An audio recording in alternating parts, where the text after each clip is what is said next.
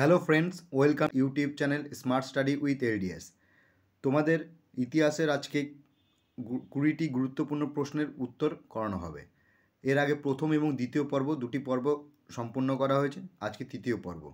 এই প্রশ্নগুলো তোমাদের যে কোনো না কোনো পরীক্ষায় এসেছে এবং আগামী দিনে অন্যান্য পরীক্ষাতেও তোমরা দেখবে এরকম প্রশ্ন আসছে। তাই আর সময় নষ্ট না করে চলো দেখে নেওয়া যাক কী কী প্রশ্ন আছে এবং প্রশ্নের সঙ্গে তোমরাও উত্তর করার চেষ্টা করবে। প্রথম প্রশ্ন, 1 নম্বর প্রশ্ন, সত্যমেব জয়তে কোন উপনিষদ থেকে নেওয়া হয়েছে? A Mundaka Upanishad, B Aranyaka, C Aitareya, D Brahmana. এর সঠিক উত্তরটি হবে এ মুন্ডক উপনিষদ।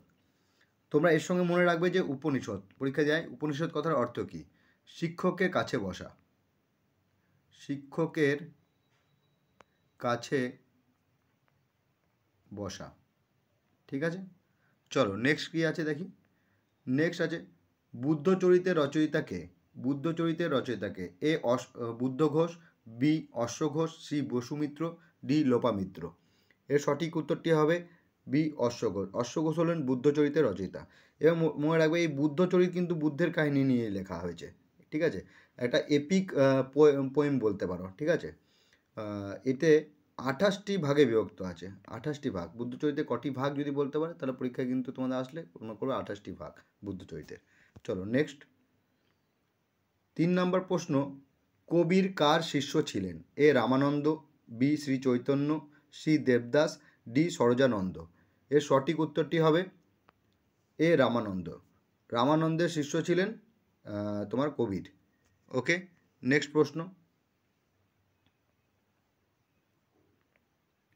4 নম্বর প্রশ্ন, বিজয়নগর রাজ্যের প্রতিষ্ঠাতাকে বা বিজয়নগর সাম্রাজ্যের প্রতিষ্ঠাতাকে? এ নরসিংহ বর্মন, বি রাজেন্দ্র চোল, সি হরিহর ও বুক্ক, ডি বিজয় সেন। এর সঠিক উত্তরটি হবে সি হরিহর ও বুক্ক, বিজয়নগর রাজ্যের প্রতিষ্ঠাতা। চলো নেক্সট কি, 5 নম্বর প্রশ্ন, খুব গুরুত্বপূর্ণ প্রশ্ন, তরাইনের প্রথম যুদ্ধ কবে হয়েছিল? এ 1526, বি 1556, সি 1191, ডি 1192। এর সঠিক উত্তরটি হবে সি 1191 হলে প্রথম তরাইনের যুদ্ধ হয়েছিল 1191। এবার পরীক্ষায় দিতে পারে তরাইনের প্রথম যুদ্ধ কার মধ্যে সংঘটিত হয়েছিল? তখন মনে রাখবে কি, মোহাম্মদ ঘড়ি, মোহাম্মদ ঘড়ির সঙ্গে পৃথ্বীরাজ চৌহান। ঠিক আছে, পৃথ্বীরাজ চৌহান। ওকে, এবার এই বলতে পারি যে তরাইনের প্রথম যুদ্ধে কে জয়লাভ করেছিল? তখন মনে রাখবে প্রথমটাই জিতেছিল পৃথ্বীরাজ চৌহান। ঠিক আছে, আর দ্বিতীয়টাতে কে জয়ী হয়েছিল? দ্বিতীয়টাতে জয়ী হয়েছিল মোহাম্মদ ঘড়ি। মোহাম্মদ ঘড়ি দ্বিতীয়তে জয়ী হয়েছিল, সেকেন্ডে মোহাম্মদ ঘড়ি জয়লাভ করেছিল। ওকে, এর সঙ্গে আরও কিছু তথ্য মনে রাখো। 1192 খ্রিস্টাব্দে হয়েছিল দ্বিতীয় পানিপথের যুদ্ধ। ওকে, এই দ্বিতীয় পানিপথের যুদ্ধে পৃথ্বীরাজ চৌহানকে হারিয়ে আমাদের ঘড়ি, মোহাম্মদ ঘড়ি জয়লাভ করে, জয়ী হয়। ওকে, চলো নেক্সট, যতটা পারছি তোমাদের তথ্য তুলে দিচ্ছি, এর বাইরে কিন্তু তোমাদের প্রশ্ন হবে না, তোমরা মিলিয়ে নিও। চলো নেক্সট, 6 নম্বর প্রশ্ন, খুবই গুরুত্বপূর্ণ প্রশ্ন, চন্দ্রগুপ্ত মৌর্য জীবনের শেষ ভাগে কোথায় কাটিয়েছিলেন? এ পাটলিপুত্র, বি শ্রাবণ বেলগালা, সি বারাণসী, ডি রাজগৃহ। এর সঠিক উত্তরটি হবে বি শ্রাবণ বেলগালা। বাংলায় যে আমি লিখেছি তার মধ্যে কিছুটা ত্রুটি হতে পারে। ঠিক আছে, তোমরা ইংরেজিতেও কিন্তু ট্রামটা দেখে নিও। চলো নেক্সট প্রশ্ন কি আছে, 7 নম্বর প্রশ্ন, শের শাহের আসল নাম কি? A Farid, B Fauji, C Himu, D Alam. এর সঠিক অ্যান্সারটি হবে এ ফরিদ, ফরিদ খাঁ। ঠিক আছে, ফরিদ খাঁ অপশানে থাকবে তোমাদের, ফরিদ খাঁ হবে শের শাহের আসল নাম, মনে যেন থাকে তোমাদের।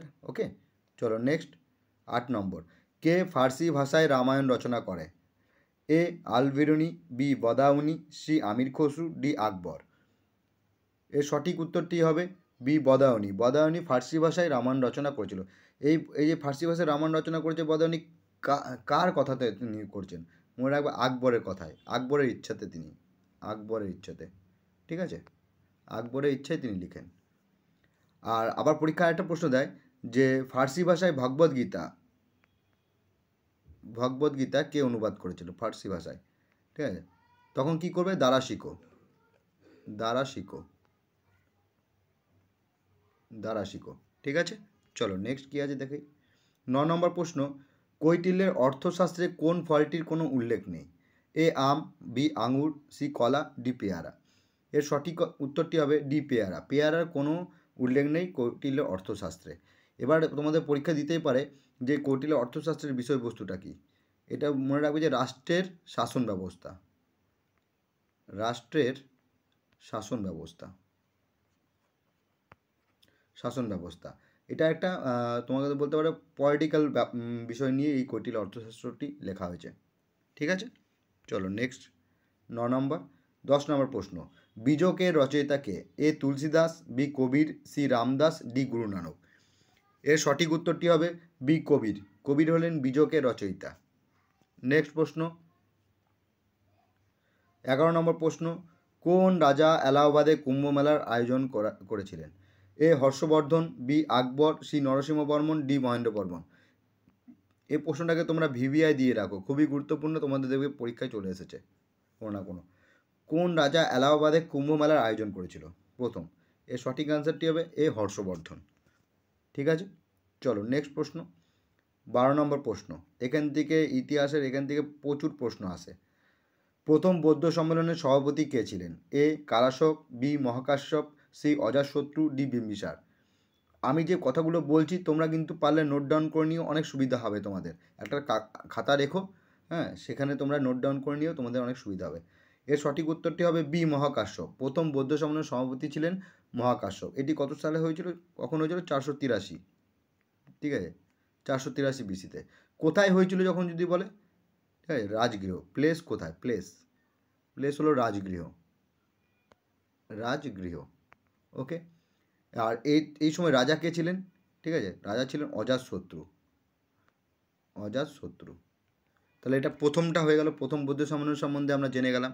এবার তোমাদের আরও জানা দরকার আছে দ্বিতীয় বৌদ্ধ সম্মেলন। দ্বিতীয় বৌদ্ধ সম্মেলনটা আমরা কেমন জানবো? সেকেন্ড বুদ্ধিস্ট কাউন্সিলটা এটা কোথায় হয়েছিল?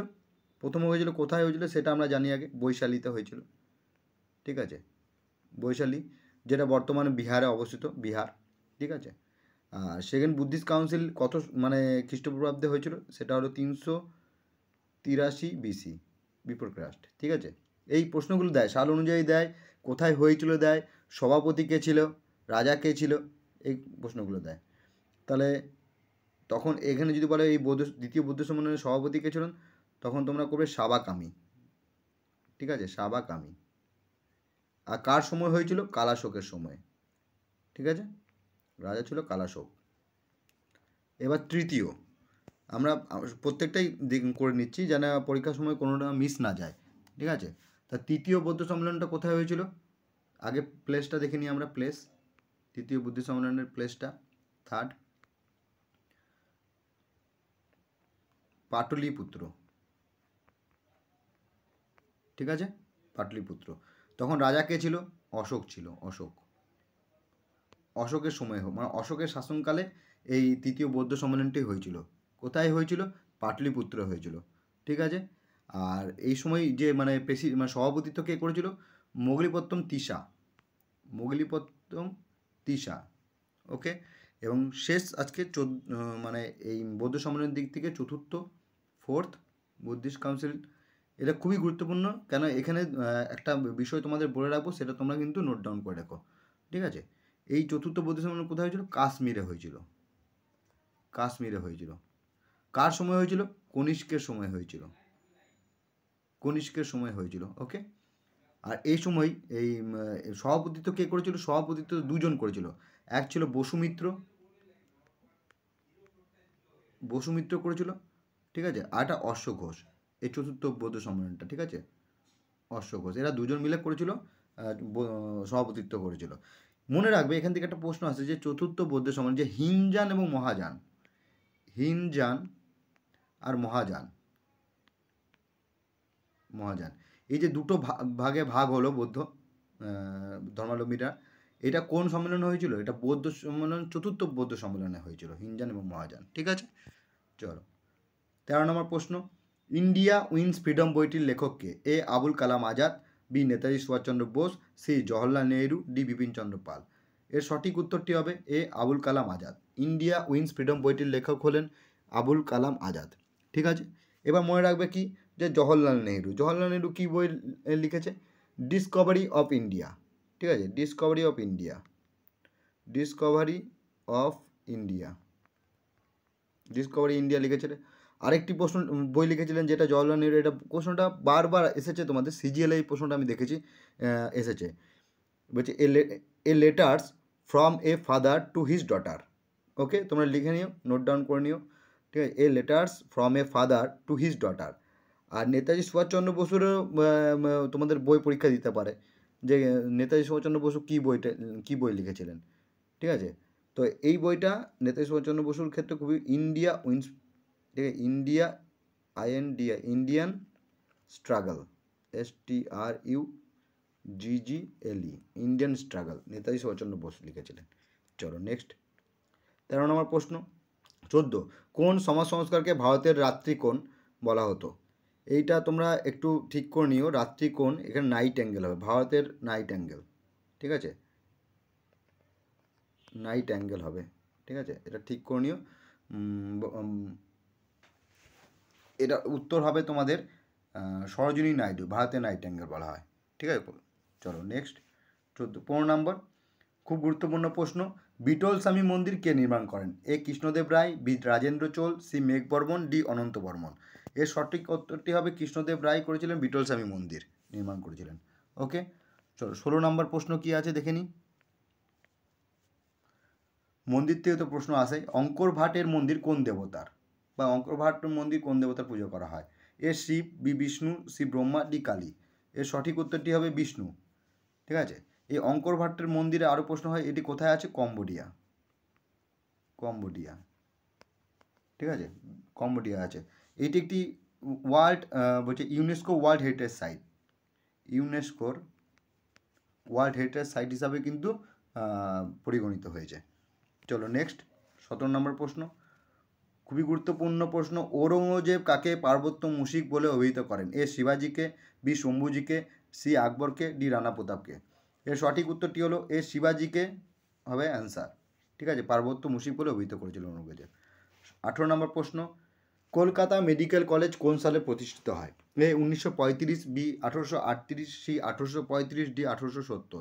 তোমরা আমার সঙ্গে সঙ্গে উত্তর করার চেষ্টা করো, সঠিক উত্তরটি হবে সি 1835 সালে, ঠিক আছে, কলকাতা মেডিকেল কলেজ প্রতিষ্ঠিত হয়েছিল।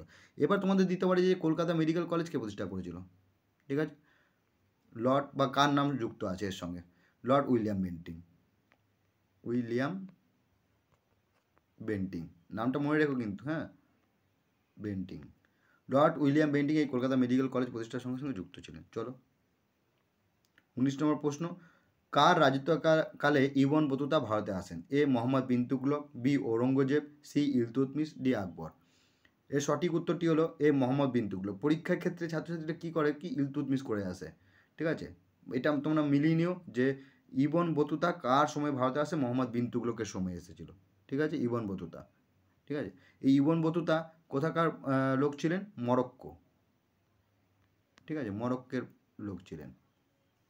ওকে, আর এনার লেখা ইবন বতুতার লেখা একটি বই ছিল রাহেলা, রাহেলা, ঠিক আছে, রাহেলা, ইনি এই বইটি লিখেছিল। এই রাহেলা হলো ভ্রমণ কাহিনী, একটি ভ্রমণ কাহিনী, ঠিক আছে। তোমাদের অনেকগুলো তথ্য দিয়ে দিচ্ছি, তথ্যগুলো কিন্তু পরীক্ষার ক্ষেত্রে নানাভাবে প্রশ্ন আসতে পারে, ঠিক আছে। আজকের শেষ প্রশ্ন, কংগ্রেসের কোন অধিবেশনে পূর্ণ স্বরাজ গৃহীত হয়? এ 1928 সালে, বি 1929 সালে, সি 1930 সালে, ডি 1927 সালে। এর সঠিক উত্তরটি হবে বি 1929 সালে, ঠিক আছে, 1929 সালের লাহোর অধিবেশনে। কোন অধিবেশনে? মনে রাখবে, লাহোর অধিবেশনে, লাহোর অধিবেশনে পূর্ণ স্বরাজ এই দাবিটি গৃহীত হয়েছিল। এই সময় এই যদি আবার এটাও বলতে পারে যে লাহোর অধিবেশনের সভাপতি তো কে ছিলেন? সভাপতি ছিলেন জওহরলাল নেহেরু, ঠিক আছে, জওহরলাল। তোমাদের আছে গুরুত্বপূর্ণ 20টি প্রশ্নের উত্তর আমি করে দিলাম। আর যেভাবে আমি প্রশ্নের সঙ্গে সঙ্গে আরও কিছু প্রশ্ন তোমাদের সঙ্গে যুক্ত করেছি, সেই প্রশ্নগুলো তোমরা নোট ডাউন করে নিও। আগামী দিন তোমাদের দেখবে তোমরা এখান থেকে প্রচুর প্রশ্ন কমন পাচ্ছ। ভালো লাগলে আমার চ্যানেলটিকে সাবস্ক্রাইব করে নিও। Thank you for watching.